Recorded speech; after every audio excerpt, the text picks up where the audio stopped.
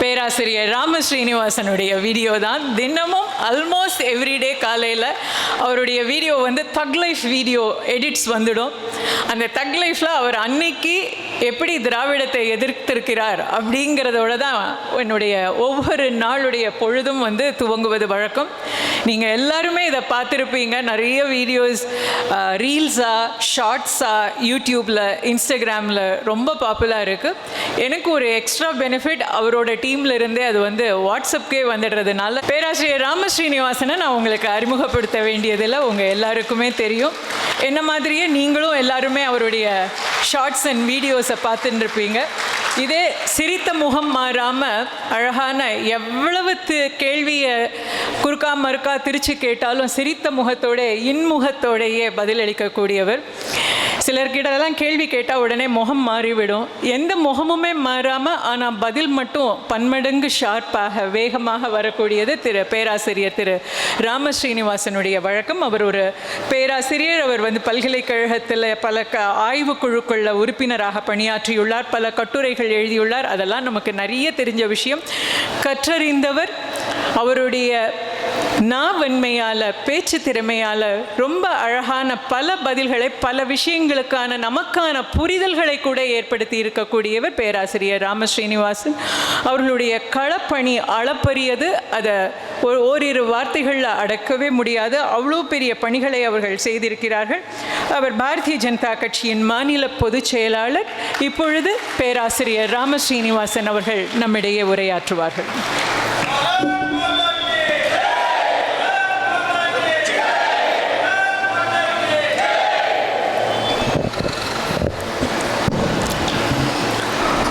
தவத்திரு GR சுவாமிகளது பாதங்களை வணங்குகிறேன்.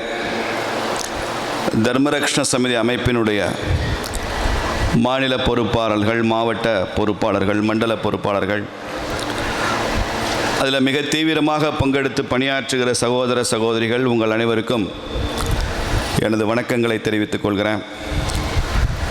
புதிதாக இன்றைக்கி தர்மரக்ஷண சமிதியில் வந்து இணைந்திருக்கிற அல்லது முதல் முறையாக இந்த நிகழ்ச்சிக்கு வந்திருக்கிறவர்களுக்கும் எனது வணக்கங்கள், வாழ்த்துக்கள். வரலாறு பல நூற்றாண்டுகள் தூங்கும். ஒரு அறிஞர் அப்படி சொல்கிறார், வரலாறு பல நூற்றாண்டுகள் தூங்கி வழியும், சில நூற்றாண்டுகளில் எழுந்து நடக்கும், ஏதோ சில நூற்றாண்டுகளில் தான் துள்ளி குதித்து ஓடும் அப்படின்னு சொல்கிறார் ஒருத்தர். அப்படி தான் இருந்தது உலகத்தின் வரலாறு. பல நூற்றாண்டுகள், பல ஆயிரம் ஆண்டுகள் ஒரே மாதிரியான வாழ்க்கை முறை, சிந்தனை முறை, ஒருவருக்கொருவர் போட்டி இல்லாத ஒரு வாழ்க்கை, ஒரு தேசத்திற்கு இன்னொரு தேசத்திற்கும் பெரிதாக தொடர்பு இல்லாத ஒரு வாழ்க்கை முறை. அவ்வளவு சுலபமாக கடல் தாண்டி மலை தாண்டி போய்விட முடியாது. அப்படியெல்லாம் வாழ்ந்த காலம் போய் இடையில சில நூற்றாண்டுகள் வரலாறு எழுந்து நடக்கின்ற ஒரு காலத்தில் வந்து இப்போ வரலாறு துள்ளி குதித்து விரைந்து ஓடுகிற காலகட்டத்தில் நாம் எல்லாம் வாழ்ந்து கொண்டிருக்கிறோம் என்பதுதான் நம்மை பற்றி நாம் புரிந்து கொள்ள வேண்டிய முதல் விஷயம்.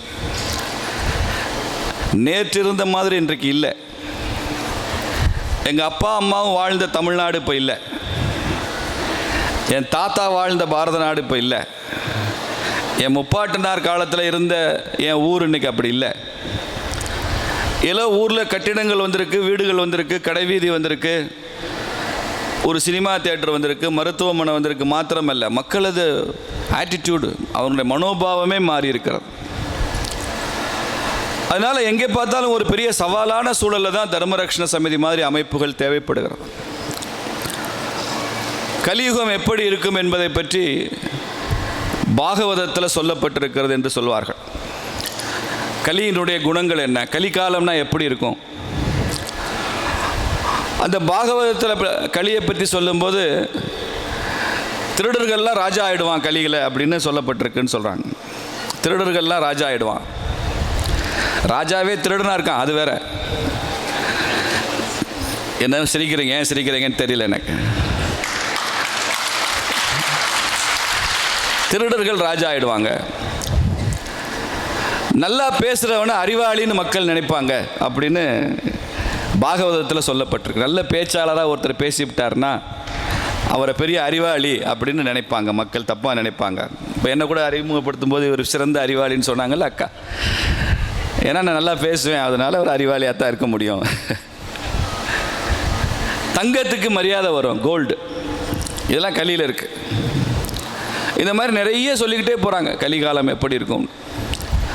என்னை விட ஜிஆர் சுவாமிகளை வச்சுக்கிட்டு நான் கலியை பற்றி நான் பேசுகிறது அதிக பிரசங்கித்தனமாக இருக்கும்.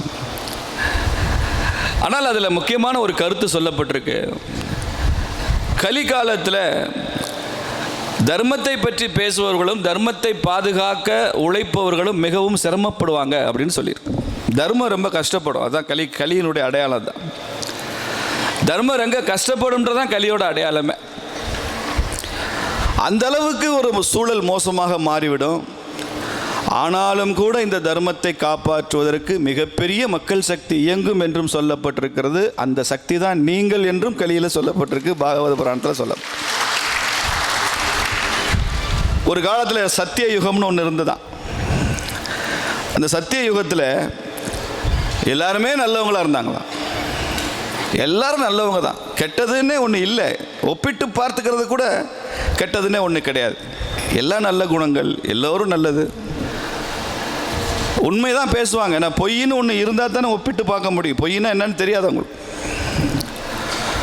அப்போ எல்லாம் கடவுள்கிட்ட போய் சொன்னாங்களா, எங்களுக்கு ரொம்ப போர் அடிக்குது, ஸ்வீட்டாக சாப்பிட்டா எப்படி, கொஞ்சம் காரம் இருக்கணும்ல, ஒரு மோர் மிளகாயாவது இருந்தால் தானே, ஒரு காரம் கடிச்சா தானே. அது மாதிரி அங்கங்கே கொஞ்சம் கெட்ட விஷயங்கள் வந்தால் தான் லைஃப் இன்ட்ரெஸ்டாக இருக்கும். நம்ம பல பேர் நினைக்கிறோம், ஒரு சினிமா பார்க்குறோன்னா அந்த சினிமாவை 3 மணி நேரமும் இழுத்துக்கிட்டே போகிற ஒரு ஹீரோன்னு நினைக்கிறோம். கிடையவே கிடையாது. ஒரு படம் 3 மணி நேரம் அந்த படம் சுவாரஸ்யமாக இருக்குது, இழுத்துக்கிட்டே போகுது, ஆக்ஷன் இருக்குது, நாம் நினைக்கிற மாதிரி கதையமைப்பு இருக்குன்னா வில்லன் தான் காரணம். வில்லன் இல்லைன்னா அந்த படமே இல்லை. அது திமுக இல்லைன்னா தமிழ்நாடே இல்லை. நாம் இவ்வளோ பேச வேண்டிய அவசியமே இல்லை. நம்பியார் இல்லைன்னா எம்ஜிஆர் படத்தை நீங்கள் பார்க்கவே முடியாது. அந்த கன்றா எப்படி பார்க்குறது? எல்லாமே நல்லா இருக்கும், அண்ணன் தம்பி பாசம், குடும்பம், உறவு, கணவன் மனைவி, நல்ல வாழ்க்கை. எம்ஜிஆர் நல்ல விஷயமா பேசுவார், நல்லதாக செய்வார். 3 மணி நேரம் எப்படி அதை பார்க்குறது? இடையில நம்பியார் வந்து அப்படின்னா தான் அதுக்கு ஒரு வேல்யூ, டேர்னிங் பாயிண்ட் வந்துருச்சு கதையில், இன்னும் எம்ஜிஆர் வெளுத்துருவார் சாட்டை எடுத்துன்னு நினைப்போம். அது மாதிரி சத்தியயுகத்தில் நல்லது கெட்டது எல்லாமே நல்லது மாத்திரம் இருந்துச்சு.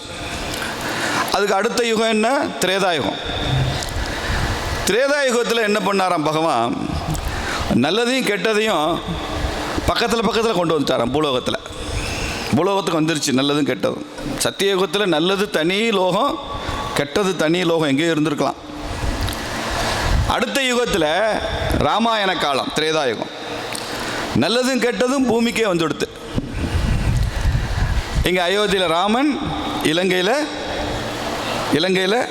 ராவணன், 2 பேரும் ஒன்று. ஒருத்தர் நல்லவர், ஒருத்தர் கெட்டவர். அப்புறம் யுத்தம் நடந்தது, அதெல்லாம் பார்த்துக்கணும். இப்போ அதுவும் கொஞ்சம் போர் அடிச்சு போச்சு. அதுக்கு அடுத்த யுகம் என்ன? துவாபர யுகம், மகாபாரத காலம். அதில் நல்லது கெட்டது ஒரு பூமியில் இல்லை, நல்லது கெட்டது ஒரு வீட்டுக்குள்ளே வந்துருச்சு, ஒரு குடும்பத்துக்குள்ளே வந்துருச்சு. பாண்டவர்கள், கௌரவர்கள். ராமனும் ராவணனும் அண்ணன் தம்பி இல்லை, ஆனால் கௌரவர்களும் பாண்டவர்களும் பங்காளிகள், தாயாதிகள், அண்ணன் தம்பி. அவங்களுக்குள்ள பிரச்சனை, நல்லது கெட்டது. அப்போ கலி எப்படி இருக்குமா?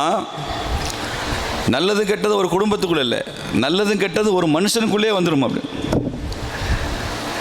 ஒரே மனிதன் நல்லவனாக இருப்பான், கெட்டவனாக இருப்பான். கொஞ்ச நேரம் அம்பியாக இருப்பான், கொஞ்ச நேரம் அந்நியனாக மாறிடும். இடையில ரெமோவாக வந்துட்டு போவான். இப்படி ஒரே மனுஷன் ஸ்பிளிட் பர்சனாலிட்டியாக மாறிடுவான். கலியினுடைய தன்மை அது, கலியினுடைய குணம் அது.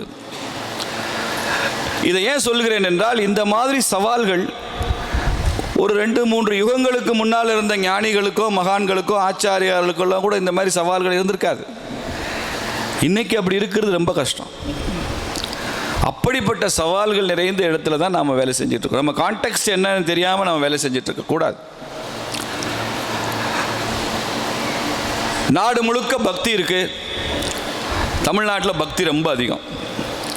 பாரத நாட்டிலேயே பக்தியில் சிறந்த ஒரு மாநிலம் என்று, சமுதாயம் என்று ஒன்றை சொல்ல முடியும் என்றால் தமிழ் சமுதாயம் தான் பக்தியில் சிறந்த சமுதாயம் என்று சொல்ல முடியும்.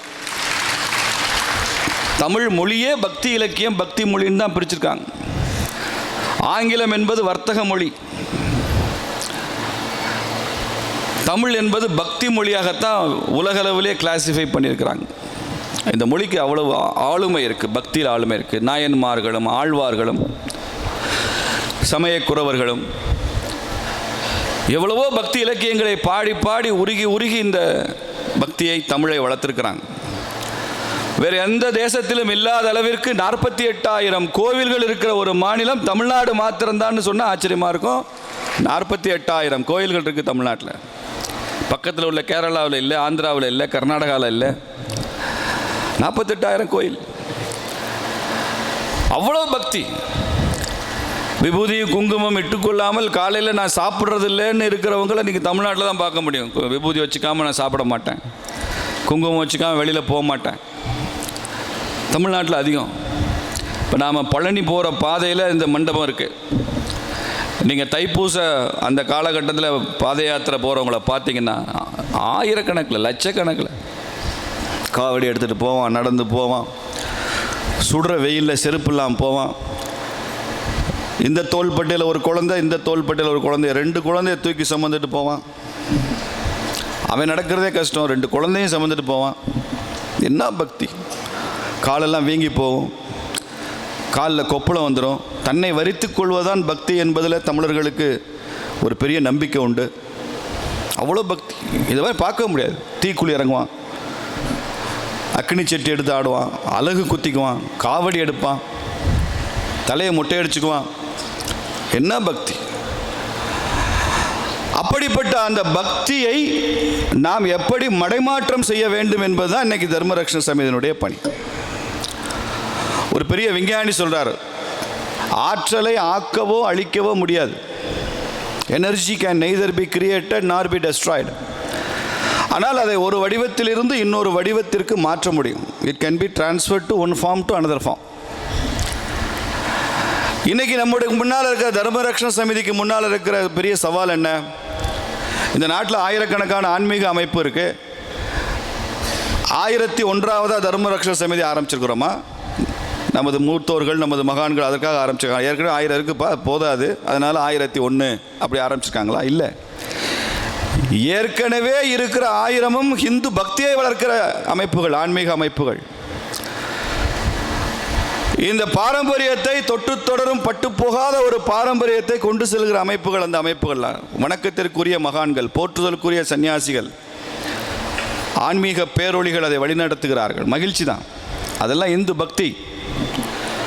ஆனால் 1001வது தர்மரக்ஷண சமிதி வந்திருக்கிறது. இது இந்து பக்திக்கான இயக்கம் மாத்திரமல்ல, இந்து சக்திக்கான இயக்கம் என்பதை நாம் தெரிந்து கொள்ள வேண்டும் என்பதற்காகத்தான் நான் இதை சொல்றேன்.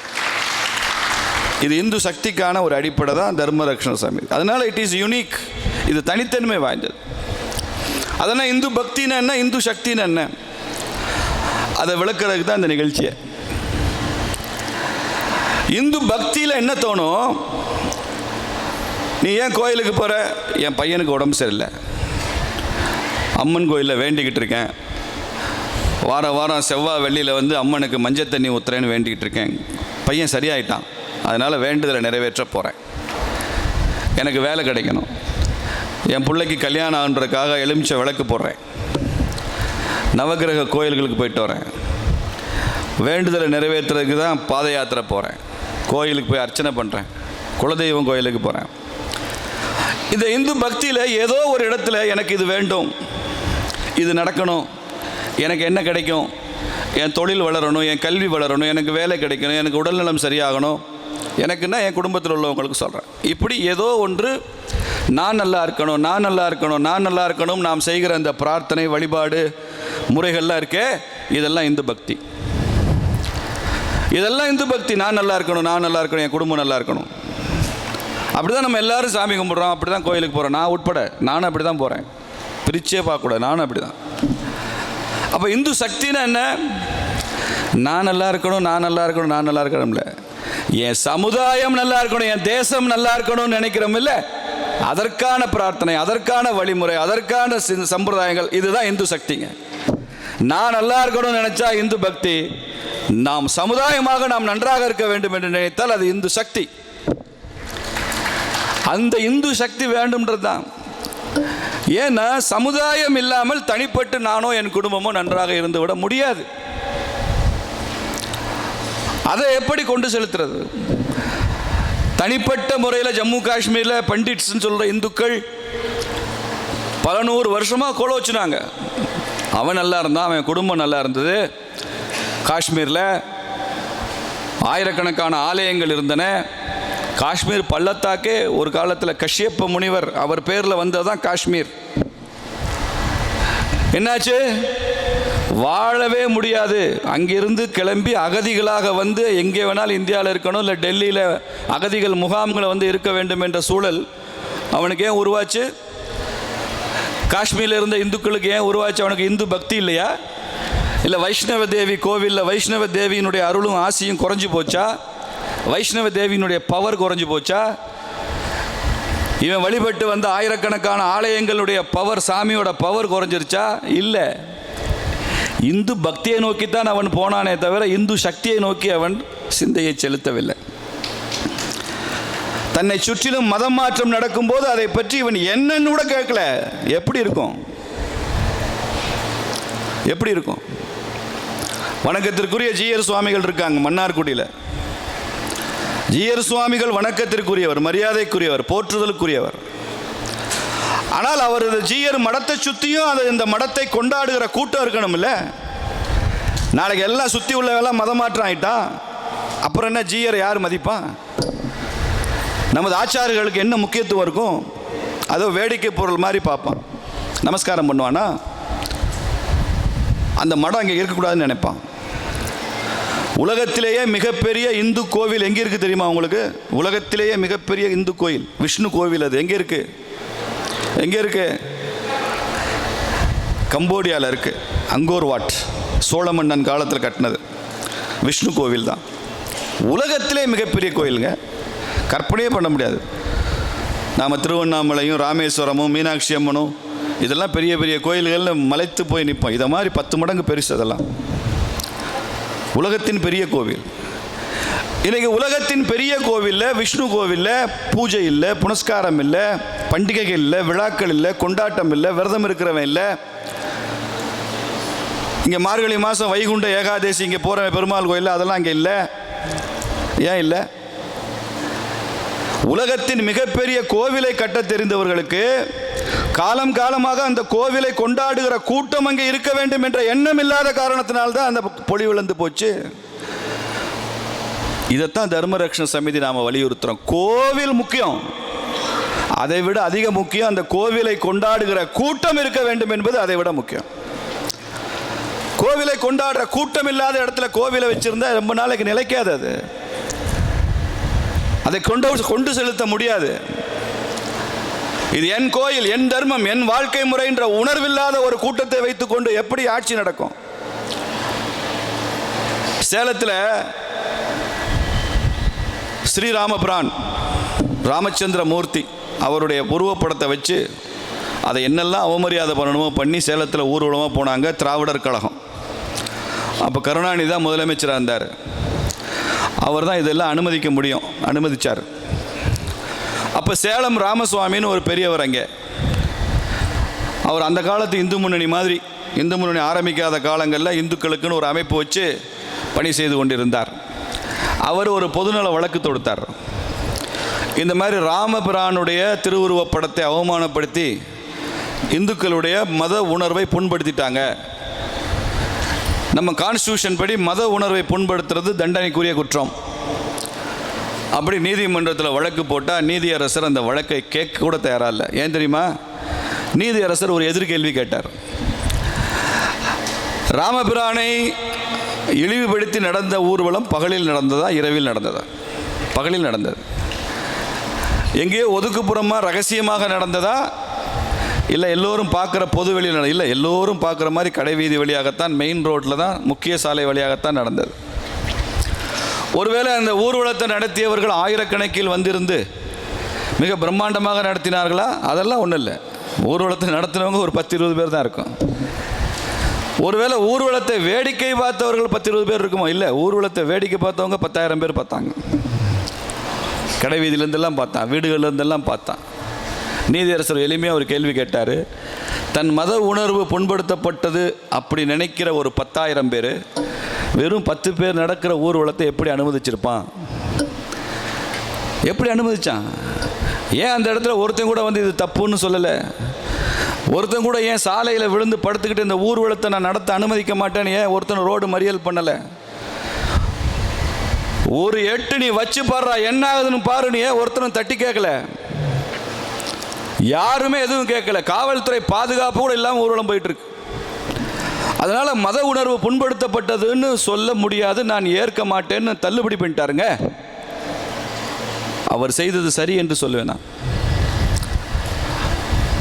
நான் தெய்வமாக கும்பிடுற ராமபிரான் என் கண் முன்னால் இழிவுபடுத்தப்பட்டால், அவமானப்படுத்தப்பட்டால் வன்முறையை எடுத்துக்கங்க கையிலன்னு நான் சொல்லவில்லை, ஆயுதம் எடுங்கன்னு சொல்லவில்லை. தட்டி கேளு. நாளைக்கு இப்படி ஊர்வலம் நடத்த போகிறான், முதல் நாள் காவல் நிலையத்தில் போய் அப்ஜெக்ட் பண்ண, இது நடத்தக்கூடாது, எங்கள் மத உணர்வு புண்படும்னு சொல்லு. நீதிமன்றத்தில் முன்னாலே வழக்கு போட்டதுக்கு தடை கேளு. அதையும் தாண்டி நடத்தினா 1000 பேர் போய் மறியல் பண்ணி அரெஸ்ட் ஆகி ஜெயிலுக்கு போ. என் கண் முன்னால் ஒரு அக்கிரமம் நடந்ததா இல்லையா என்பது அல்ல வரலாறு. என் கண்முன் நடந்த அநீதியை நான் வேடிக்கை பார்க்கவில்லை, தட்டி கேட்டேன்டான்றதான் வரலாறு. அப்படி தட்டி கேளுன்னு சொல்றேன். அந்த இடத்துல நீ உன்னுடைய புரொட்டஸ்ட்டை காமி. சின்ன குழந்தை கூட அப்பா அம்மா செய்கிறது பிடிக்கலைன்னா ஓடி வந்து காலை கட்டி பிடிச்சிட்டு நான் வெளியில் விட மாட்டேன், எனக்கு நீ மிட்டாய் வாங்கி தராமல் நான் உன்னை வெளியில் விட மாட்டேன் அப்படின்னு அந்த செருப்பை கூட மாட்ட விடாது அப்பாவை. பண்ணுதா இல்லையா? குழந்தை காலை கட்டிக்குதுல, போக விட மாட்டேன். இல்லை வீட்டிலே படுத்து உருளுதா? அட, குழந்தைக்கு இருக்கிற ஒரு ரோஷம் கூட இந்துக்களுக்கு இல்லையே. சனாதனத்தை ஒழிப்பேன் அப்படிங்கிறான், பல்லளிச்சிட்டு இருக்கோம். இந்துன்னா திருடேன்னு அர்த்தம்ன்றார் ஒருத்தர், ஈன்னு பல்லளிக்கிறோம். திருப்பதி சக்தி வாய்ந்த கடவுள்னா திருப்பதி கோயில் உண்டியலுக்கு எதுக்கு போலீஸ் பாதுகாப்புன்னு ஒருத்தர் கேட்குறாரு, ஈன்னு பல்லளிக்கிறோம். பல்லளிக்கிறதுக்கு மாத்திரம் இல்லை, தேர்தல் எப்படா வரும்னு காத்திருக்கோம். முதல் ஆளாக போய் 500 ரூபா வாங்கிட்டு அவனுக்கு ஒரு ஓட்டை போட்டுறோம், முடிஞ்சு போச்சு, காலி, இட்ஸ் கான், போயிந்தி. பிறகு எதுக்கியா அவனை பற்றி கவலைப்படணும்?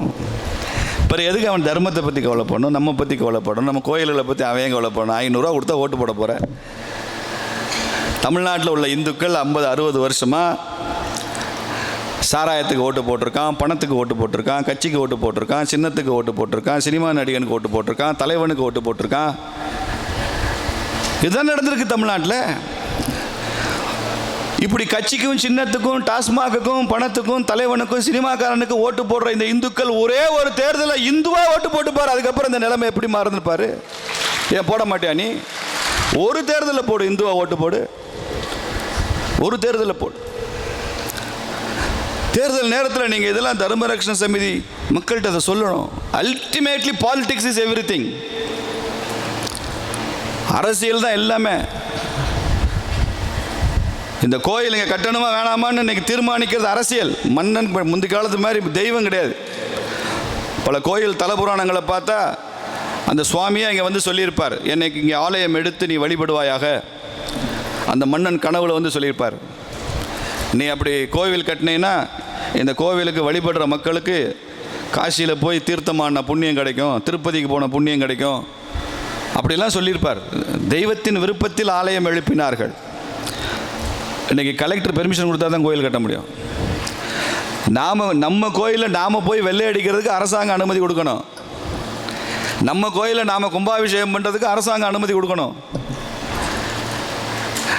நம்ம கோயில் உண்டியலை எடுத்துகிட்டு போகிறதுக்கு அவன் யார்ட்டையும் அனுமதி கேட்க வேண்டிய அவசியம் இல்லை.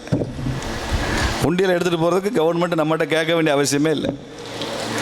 கனிமொழி அக்கா கேட்டாங்கல்ல, திருப்பதி சக்தி வாய்ந்த கடவுள்னா எதுக்கு திருப்பதி கோயில் உண்டியலுக்கு போலீஸ் பாதுகாப்பு போட்டிருக்கீங்கன்னு கேட்டாங்க. நான் கூட மேடைகளில் சொன்னேன், முன்னாலெல்லாம் போடலைக்கா, இப்போ திமுக காரெல்லாம் கோயிலுக்கு போகிறதுனால, நிறைய திமுக காரன் கோயிலுக்கு போகிறதுனால உண்டியலுக்கும் போலீஸ் பாதுகாப்பு போட வேண்டிய அவசியம் இருக்குது. அப்படி நாங்கள்லாம் கோயிலுக்கு போனால் சாமியை தானங்க பார்க்குறோம், நீங்கள் போனால் ஏக்கா உண்டியில் பார்த்துட்டு வரீங்க தெரியலையே, சந்தேகமாக இருக்குது. அப்படி எதையுமே நம்ம கண்ட்ரோல் இல்லையே. இந்துக்கள் கோவில்கள் இந்துக்கள் கையில் இல்லை, இந்துக்களுடைய கோவில் நிலங்கள் நம்ம கையில் இல்லை, கோவில் வருமானத்தை நிர்வகிக்கிறது அரசாங்கம். மசூதிலையும் சர்ச்சிலையும் அரசாங்கம் தலையிடாது. மசூதி நிர்வாகம் முஸ்லீம்கள்கிட்ட இருக்கும், சர்ச்சோட நிர்வாகம் கிறிஸ்தவர்கள்ட்ட இருக்கும். நாம் அதை ஏற்றுக்கொள்கிறோம், மதிக்கிறோம், சரிதான். அது அந்தந்த மதத்தினுடைய நிர்வாகம் அந்தந்த மதத்துக்காரங்கிட்ட தான் இருக்கணும். அப்போ இந்துக்கள் கோவிலில் மாத்திரம் அரசாங்கத்துக்கு என்ன வேலை? எப்படி மசூதியில் அரசாங்கம் தலையிடுறது இல்லையோ, சர்ச்சில் அரசாங்கம் தலையிடுறதோ, இந்து கோவிலிலும் அரசாங்கத்திற்கு வேலை இல்லை, வெளியில் போன்னு சொல்கிறோம். அதுதான் இந்து சக்தி. புரியுதா உங்களுக்கு? கோயிலுக்கு மாத்திரம் போயிட்டேன், இப்போ அர்ச்சனை பண்ணேன், நைவேத்தியம் பண்ணேன், பிரசாதம் வச்சேன், பொங்க வச்சேன், பூசை வச்சேன், பண்ணிக்கோ. ஆனால் நாளைக்கு கோயில் இருக்கணும்ல. நீ கோயிலுக்கு பொங்க வைக்கிற, அவன் கோயிலே இல்லை பொங்க வச்சிடறான். அடுத்த தலைமுறை வந்து உன் பிள்ளை, உன் பேரன் பேத்தி, உன் கொள்ளு பேரெல்லாம் வந்து பொங்கல் வைக்கணும்ல நாளைக்கு இந்த கோயிலில்.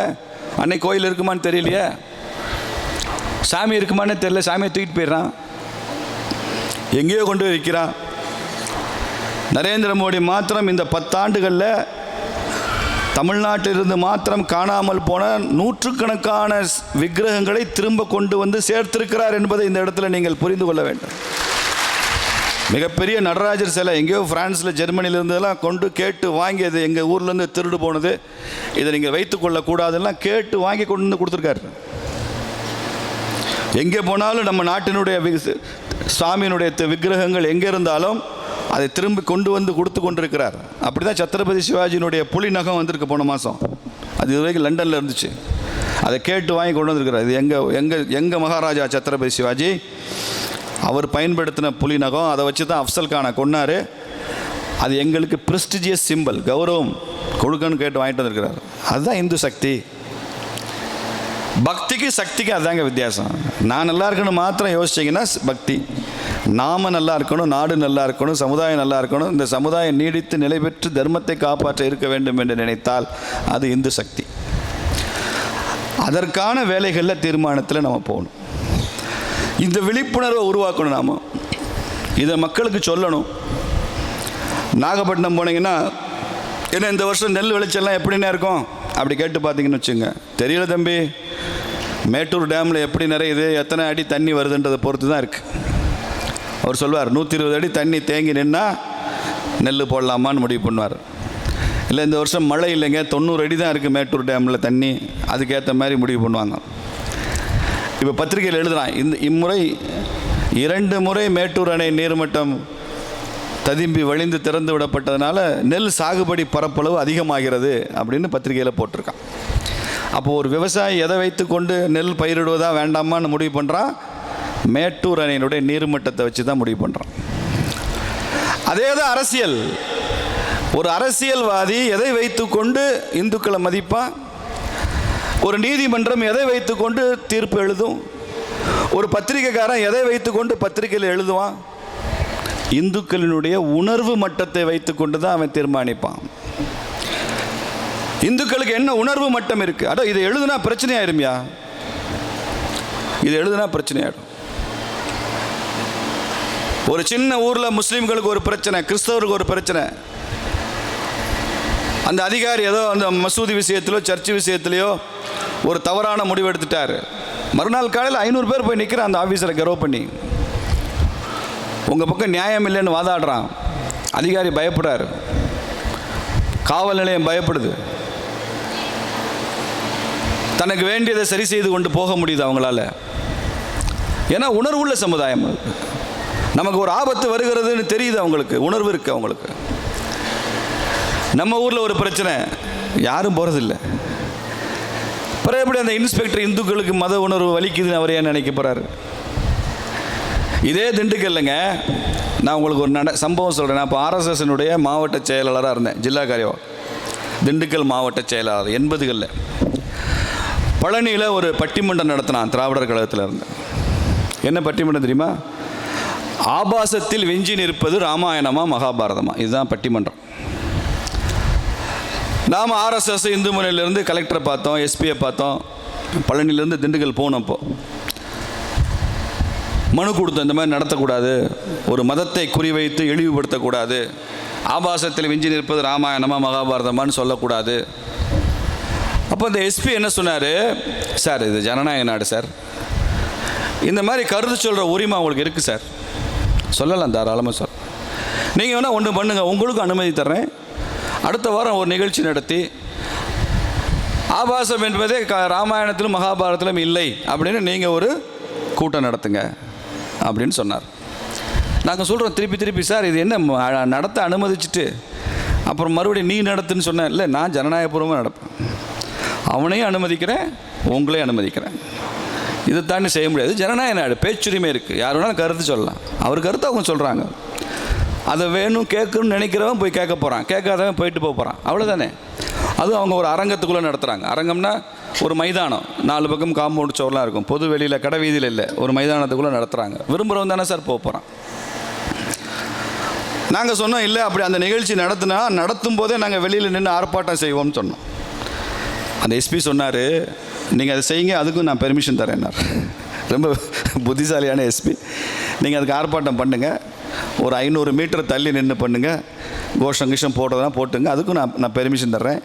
உள்ளே உங்களை மைதானத்துக்கு உள்ளே அனுமதிக்க மாட்டேன், சட்டம் ஒழுங்கு பிரச்சனை வரும், வெளியில் தள்ளி நின்று பண்ணுங்கள், பெர்மிஷன் கொடுக்குறேன், அவங்க நடத்தட்டும், நீங்களும் ஆர்ப்பாட்டம் பண்ணு. எவ்வளோ பாருங்கள், எவ்வளோ டிப்ளமேட்டிக்காக ஹேண்டில் பண்ணுறாங்க. இவ்வளவு எதிர்ப்பையும் மீறி அந்த நிகழ்ச்சி நடந்தது பழனியில் 1988, 1989 அந்த காலகட்டம். மைதானத்தில் உட்காந்து பட்டிமன்றம் கேட்டவங்க 50 பேர் கூட இல்லை, போலீஸ் 100 பேர் அவங்களுக்கு பாதுகாப்பு. வெளியில் நாங்கள் ஆர்ப்பாட்டம்ன்ற பேரில் கத்திக்கிட்டு இருக்கோம், எங்கள் பக்கம் 300 பேர் 400 பேர் ஆர்ப்பாட்டம் பண்ணுறாங்க, கேட்க போனவங்க 50 பேர் தான். அடுத்த மாதம் அதே பட்டிமன்றம் திண்டுக்கல்ல, அதே டீம் அப்படியே மறுபடியும் ஆபாசத்தில் விஞ்சி நிற்பது ராமாயணமா மகாபாரதம். அதே எஸ்பி, அதே கலெக்டர். இப்போ நம்ம போய் எல்லாம் நடத்தக்கூடாது சார்னு சொன்னால் என்ன சொல்ல போகிறார், சார் ஜனநாயக நாடு இதுதான் சொல்ல போகிறார். அதனால் நாம் என்ன செஞ்சோம், தட்டி போர்டில் எழுதி வச்சோம். அப்படி நாம் செஞ்சுருக்கக்கூடாதுன்றது நான் ஒத்துக்கிறேன். ஏன்னா வம்புக்கு தான் அதை செஞ்சோமே தவிர நோக்கம் அது அல்ல. நாம் போட்டோம், ஆபாசத்தில் விஞ்சி நிற்பது பைபிளா குரானா, இந்து முன்னணி நடத்தும் பட்டிமன்றம், அப்படி போட்டு ஒரு தட்டி போர்டு எழுதி வச்சு. தட்டி போர்டு எழுதி வச்சு 2 மணி நேரம் கூட ஆகலைங்க, எஸ்பி ஆஃபீஸ்லேருந்து ஃபோன் வருது, உடனே என்னங்களை வந்து பாருங்கள். நாங்கள் ஆர்எஸ்எஸ் பிரச்சாரக்கு நான் எல்லாம் போனேன். என்ன சார் இப்படி பண்ணுறீங்க, பைபிளா குரானான்னு போட்டிருக்கீங்க. அப்போ நான் சொன்னேன், சார் இது ஜனநாயக நாடு சார், பேச்சுரிமை இருக்குது சார் அப்படி சொல்லிட்டு, இந்த வசனம்லாம் எங்கேயோ கேட்ட மாதிரி இருக்குல்ல சார், போன மாதம் நீங்கள் எனக்கு சொன்னது தான், இது ஜனநாயக நாடு, பேச்சுரிமை இருக்குது, அவன் சொல்கிற சுதந்திரம் அவனுக்கு இருக்குது சார். வேணும்னா அவங்கள ஒரு வாரம் கழித்து அப்படி இல்லைன்னு சொல்லி அவங்கள ஒரு கூட்டம் நடத்த சொல்லுங்கள் சார். இல்லை நாங்கள் கூட்டம் நடத்துகிறப்போ அவங்கள வந்து ஆர்ப்பாட்டம் படுத்த சொல்லுங்கள் சார். அப்போ எங்கள் கூட கொஞ்சம் முஸ்லீம் ஃப்ரெண்ட்ஸு, கிறிஸ்டியன் ஃப்ரெண்ட்ஸையும் நாங்கள் வச்சுருந்தோம். அவங்ககிட்ட சொன்னோம், இங்கே பாருங்கள், எங்கள் நோக்கம் இது இல்லை, பைபிளை குறை சொல்கிறதோ குரானை குறை சொல்கிற நோக்கம் இல்லை. எங்கள் நோக்கமே காவல்துறைக்கு புத்தி வரணுன்றது தான், ஆட்சியாளர்களுக்கு புத்தி வரணுன்றது தான். அதனால் தயவுசெய்து நாங்கள் எதாவது தப்பாக பண்ணால் மன்னிச்சுங்கன்னே சொன்னோம். ஏன்னா அவங்க ரொம்ப நெருங்கிய நண்பர்கள். நமக்கு நோக்கம் அது இல்லையே, அதை போய் குறை சொல்ல வேண்டிய அவசியம் எனக்கு என்ன வந்துச்சு. எனக்கு என் புஸ்தகம் பெருசு, அவங்களுக்கு அவங்க புஸ்தகம் பெருசு, அவ்வளோதான். என்னாச்சு தெரியுமா, பீஸ் மீட்டிங் உடனடியாக திக, ஆர்எஸ்எஸ், இந்து முன்னணி, அண்ணா திமுக எல்லாம் கூப்பிட்டு பீஸ் மீட்டிங் போட்டு, ஜமாத்துலேருந்து வந்துட்டான், சர்ச்சிலேருந்து ஃபாதர் வந்துட்டார், எல்லாரையும் கூப்பிட்டு பேசி 3 மணி நேரம் 4 மணி நேரம் பேச்சுவார்த்தை. நாங்கள் முடியவே முடியாது, நடத்திடுவோம்ட்டோம். பழனியில் நீ நடத்த விட்டு இல்லை, உனக்கு வந்தால் ரத்தம், எங்களுக்கு வந்தால் தக்காளி சட்னி. கடைசி என்னாச்சு தெரியுமா, தீகா நடத்த இருந்த ராமாயண மகாபாரத பட்டிமன்றமும் ரத்து, இந்து முன்னணி நடக்க இருந்த பட்டிமன்றமும் ரத்து. இனிமேல் இது மாதிரி எந்த நிகழ்ச்சியும் நடக்காது. இது இந்து சக்தி, புரியுதா உங்களுக்கு? காவல்துறை 2மே இனிமேல் நடத்த மாட்டோம் சொல்லியாச்சு. அப்போது நீங்கள் எத்தனை நாளைக்கு வேடிக்கை பார்த்துட்டே இருப்பீங்க? இதை என்ன மொழியில் பேசினால் புரியுமோ அந்த மொழியில் பேசித்தான் ஆகணும். ஏன் ஆட்சி அப்படிப்பட்ட ஆட்சி. நாம் நினைக்கிறோம் இது சன் ஆட்சின்னு நினைக்கிறோம், உதய சூரியன் ஆட்சி நடக்கும். சன் இல்லை, இது கம்சன். கம்சன் ஆட்சி நடக்குதுங்க.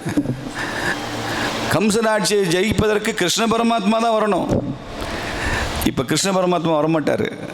கிருஷ்ண பரமாத்மா வடிவில் தர்மத்தை நிலைநாட்டுவதற்கு தான் நாம் எல்லாரும் வந்திருக்கிறோம் என்பது தான். ஒவ்வொருத்தரையும் வந்துகிட்டே இருப்பாங்களா? தசாவதாரம் கதை படம் பார்த்துருப்பீங்க. படம் இல்லை, கதை. ஆரம்பத்தில் அவதாரங்கள் எல்லாம் பகவான் என்ன பண்ணுறாரு? விஷ்ணு அவரே அவதாரம் எடுத்து வந்து தர்ம ஸ்தாபிதம் பண்ணுறார், தீய சக்திகளை ஒழிக்கிறார். ராமாவதாரம் வரும்போது பாருங்கள் என்ன பண்ணுறாரு? ராமன் அவரே போய் எல்லாத்தையும் ஒழித்து சண்டை போடுறதில்ல. கூட சுக்ரீவனை சேர்த்துக்கிறார், அனுமனை சேர்த்துக்கிறார், வானர சேனையை சேர்த்துக்கிறார், விபீஷணனை சேர்த்துக்கிறார். அலையன்ஸ் ஃபார்ம் பண்ணுறார், கிரேட் அலையன்ஸ். முதல்ல கூட்டணி வச்சதே ராமன் தான். அப்படி கூட்டணியாக போய் ஜெயிக்கிறார் ராவணனை. ஏன்னா முன்னால் உள்ள அவதாரங்கள் எல்லாம் அவரே யுத்தம் பண்ணி ஜெயிச்சு காமிச்சிட்டார். இப்போ மறுபடியும் அதே டெமோ பண்ணால் நல்லா இல்லை, கூட்டணியாக போகிறது. அடுத்து கிருஷ்ணாவதாரம். இப்போ யுத்தம் பண்ணவே அவர் போக மாட்டார். அவர் என்ன சொன்னார்? நான் டிரைவர் தான், வண்டி மட்டும்தான் ஓட்டிகிட்டே இருப்பேன். எனக்கு கிளச்சு, ஆக்சிலரேட்டர், பிரேக் மட்டும்தான் தெரியும், ஸ்டேரிங் மட்டும்தான் தெரியும், டீசல் நானே போட்டுக்கிறேன். அர்ஜுனா, நீ அதர்மத்தை எதிர்த்து நீ தான் போராடணும். ராமாயணத்துலையாவது அவர் சண்டை போட்டார், கூட டீம் சேர்த்துக்கிட்டாரு. கிருஷ்ணாவதாரத்தில் அவர் யுத்தமே பண்ணல. நீ அடிச்சுக்கோ, நான் உனக்கு ஃபெசிலிட்டேட் பண்ணுறேன், ஐ ஆம் யுவர் கவுன்சிலர். அமைதியாக இருந்தார். இப்போ கிருஷ்ணாவதாரத்துக்கும் அடுத்த காலம். இப்போ கடவுள் கண்ணிலேயே வரமாட்டேனே. எத்தனை அவதாரத்தில் டெமோ பண்ணி காமிச்சாச்சு. இனிமேல் அதர்மத்தை எடுத்து யுத்தம் புரிய வேண்டிய கடமை ஒவ்வொரு இந்துவுக்கும் இருக்கிறது என்பதுதான் தசாவதார கதையினுடைய இறுதி முடிவு. ஒவ்வொரு இந்துவுக்கும் இருக்கணும். ஒவ்வொரு நாளும் கடவுள் வந்துகிட்டே இருப்பாரா? அவதார புருஷர் வந்து நான் ஆணையிட்டால் அது நடந்து விட்டால்னு சாட்டை எடுத்து சுற்றிக்கிட்டே இருக்க முடியுமா? எம்ஜிஆர் ஒரு படத்தில் தான் சுற்ற முடியும். அடுத்து இந்துக்களுக்கு என்ன அநீதி நடந்தாலும் அதை தட்டி கேட்கிற இந்து சக்தியை தர்மரக்ஷண சமிதி உருவாக்கி இருக்கிறது என்ற எண்ணம் ஒவ்வொருத்தருக்கும் உருவாகணும். அதுக்கு தான் நான்.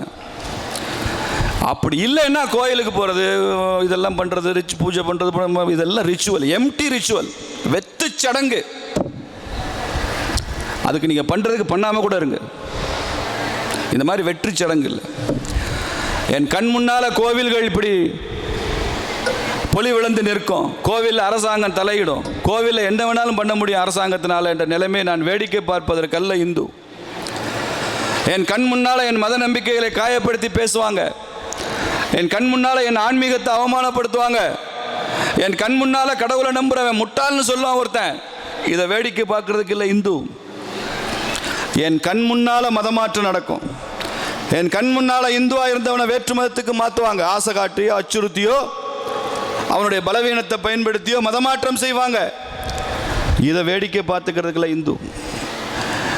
இந்த சமூக கட்டமைப்பை ஆயிரம் ஆண்டுகளாக வாழ்ந்து வருகிற இந்த பாரம்பரியத்தை, இந்த இந்து தர்மத்தை என் கண் முன்னால் அழிக்க நினைப்பவர்கள் யாராக இருந்தாலும் நான் கொதித்து எழுவேன் என்று உருவாகிற இந்து சக்தி இருக்கு. அதை உருவாக்குற வரைக்கும் நாம் ஓயக்கூடாது. அதுக்கு தான் இந்த இந்து சக்தி தேவை. அந்த எண்ணம் நமக்கு பவர்ஃபுல் தாட் நமக்கு இருக்கணும். மதமாற்றத்தை அனுமதிக்கவே கூடாது. இந்துவாக வாழ்வது தன்மானம், வேறு மதத்திற்கு செல்வது அவமானம் என்ற உணர்வை நாம் உருவாக்கணும் ஒவ்வொருத்தருக்கும். இதுக்கு நீங்கள் என்னென்ன வேணாலும் பயன்படுத்துங்க. வீடு வீடாக போங்க, வீதி வீதியாக போங்க, குடும்பமாக பாருங்கள். தர்மத்தை காப்பாற்றுகிற கடமை எல்லோருக்கும் உண்டு, பெண்களுக்கு அதிகம் உண்டு. இங்கே இருக்கிற சகோதரிகளுக்கெல்லாம் சொல்கிறேன், உங்களுக்கு அதிகமான தர்மத்தை காப்பாற்றுற பொறுப்பு உங்களுக்கு இருக்குது. ஏன் அப்படி சொல்கிறேன்?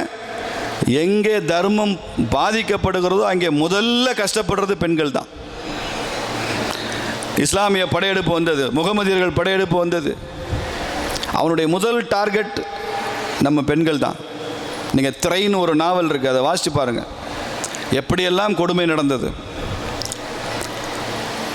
ஒரு ஊரில் திருட்டு நடக்குது, முதல் டார்கெட் பெண்கள் தான். Easy target. டக்குன்னு பெண்கள்கிட்ட செயினை கழுத்தில் அத்துருவான், பெண்களை கொலை பண்ணுவான். அவனால் ஒரு ஆணினுடைய ஒரு வாட்சையோ மோதிரத்தையோ பறிக்கிறத விட ஒரு பெண்ணின் செயினை பறிக்கிறது கொஞ்சம் சுலபம். Weaker section, soft target. அப்போ பெண்களுக்கு தான் அதிக பாதிப்பு, தர்மத்தும் பாதிக்கப்பட்டா. அப்போ தர்மத்தை காப்பாற்றுவதில் கூட ஆண்களை விட பெண்களுக்கு அதிகமான பொறுப்பு இருக்க வேண்டாம்.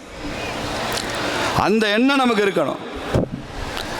போதும், நம்ம இவ்வளவு நாளாக இந்துக்கள் தமிழ்நாட்டில் என் வீடு, என் குடும்பம், என் புருஷன், என் பிள்ளை, என் மனைவி, என் பிள்ளை, என் பேரன், என் பேத்தி, இப்படி வாழ்ந்து பழகிட்டோம். அதில் எந்த தவறும் இல்லை. இது தர்மம். குடும்பத்தை பார்க்கறது மிகப்பெரிய தர்மம்.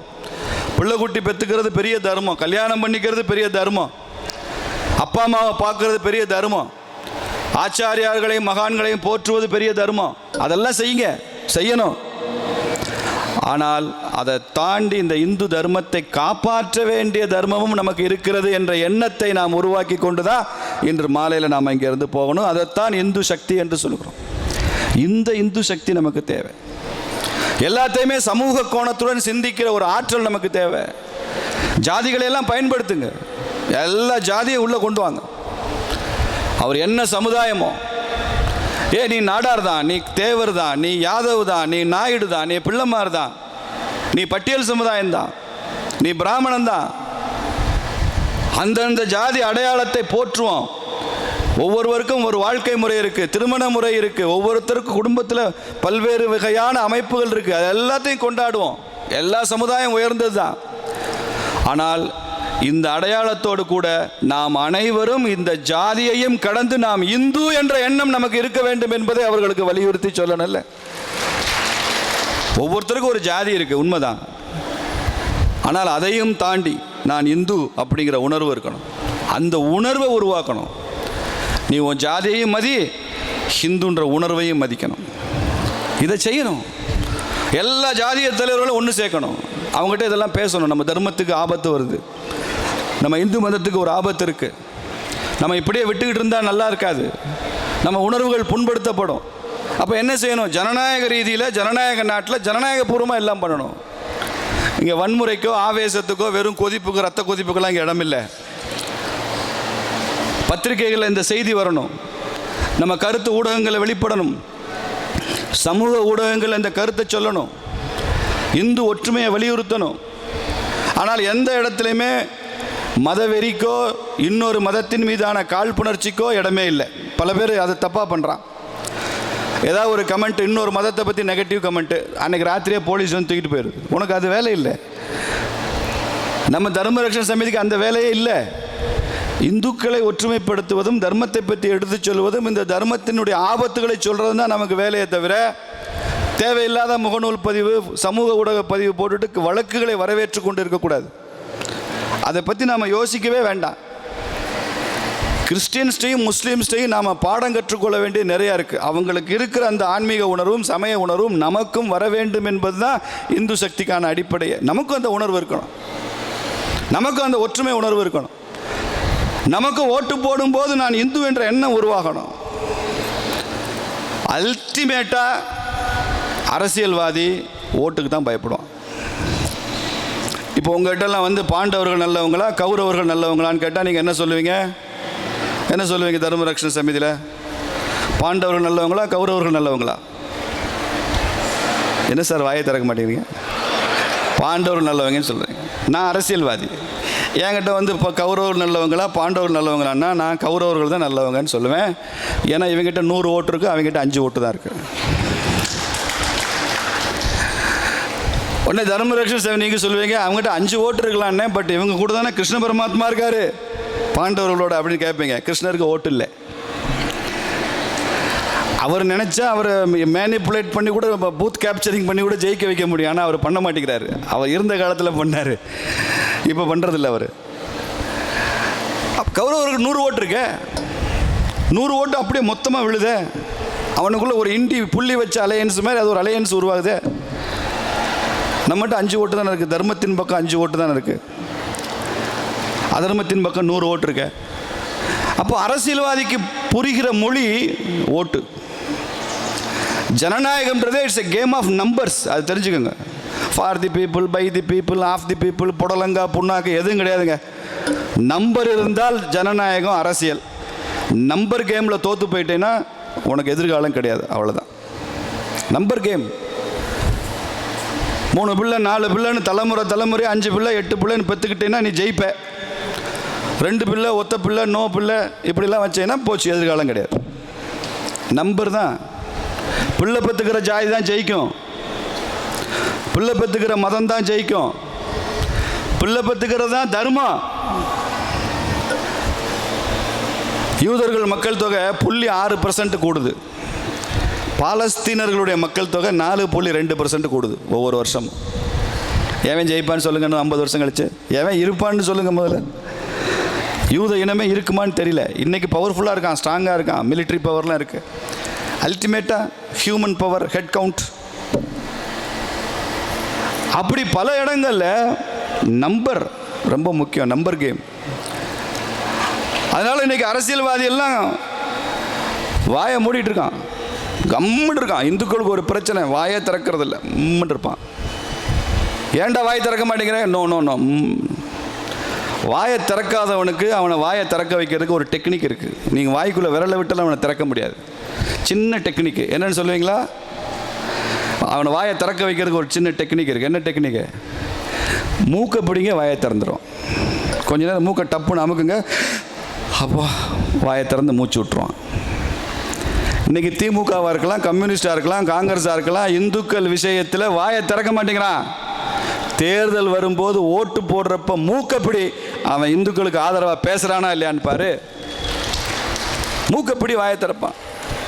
இந்துவாக ஓட்டு போட்டால் என்ன நடக்கும்? இந்துவாக ஓட்டு போட்டால், இந்துன்ற உணர்வோடு ஓட்டு போட்டால் என்ன நடக்கும்னா, 2026 தேர்தலில் இதே பழனி ரோட்டில் எங்கள் அக்கா கனிமொழி பாத யாத்திரை போகிறாங்களா இல்லையான்னு பாருங்கள். எங்கள் அண்ணன் ஸ்டாலின் காவடி எடுத்துகிட்டு போகிறாரா இல்லையான்னு பாரு. சனாதனத்தை ஒழிக்கிறேன்னு சொன்ன எங்கள் தம்பி உதயநிதி ஆண்டாள் கோயிலில் பூக்குழி இறங்குறாரா இல்லையான்னு பாருங்கள். சமயபுரம் மாரியம்மன் கோயில் வாசலில் பாருங்கள், பூரா திராவிட குஞ்சுகளாக உட்காந்துருக்கும். ஏன்? இந்துவை ஓட்டு போட ஆரம்பிச்சிட்டான். அந்த உணர்வு அவனுக்கு வந்துருச்சு. அது வராத வரைக்கும் தாங்க இந்த பிரச்சனை. அது வந்து அடுத்த நிமிஷம் நமக்கான எதிர்ப்பு சக்திகள் அப்படியே மாறிடும். அதுதான் இந்து சக்தி. அந்த இடத்துக்கு நாம் போக வேண்டும் என்று கேட்டுக்கொண்டு இந்த வாய்ப்பை கொடுத்த தர்மரக்ஷண சமிதிக்கு எனது நன்றியை தெரிவித்து விடைபெறுகிறேன்.